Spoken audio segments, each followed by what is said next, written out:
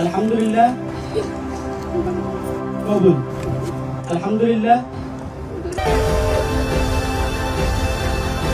চলতি বছরের শুরুর দিকে বিয়ে করেছেন জনপ্রিয় অভিনেত্রী মেহজাবিন চৌধুরী।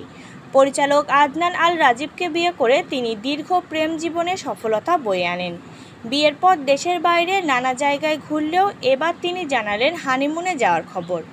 বিয়ের পর মেহজাবিনের এত সব সফর দেখে অনেক ভক্তই হানিমুনের কথা ভুলে গিয়েছিলেন। আবার কেউ কেউ ধরেই নিয়েছিলেন এই ভ্রমণগুলোর মধ্যেই লুকিয়ে আছে তাদের অঘোষিত হানিমুন।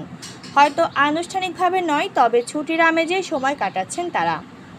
শনিবার দুপুরে নিজের ফেসবুক পেজে ইতালির মনোরম লেক কমো থেকে একগুচ্ছ ছবি শেয়ার করেন তিনি। ছবিগুলোর আবহেই বোঝা যাচ্ছে এই সফর কতটা প্রশান্তিময় আর রোমান্টিক ছিল।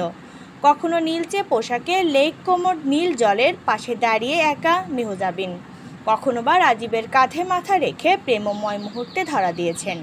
ছবির ক্যাপশনে মেহজাবিন লিখেছেন, সবসময় শুনতাম লেক কমো হলো বিশ্বের সবচেয়ে রোমান্টিক জায়গাগুলোর একটি, বিশেষ করে কাপলদের জন্য।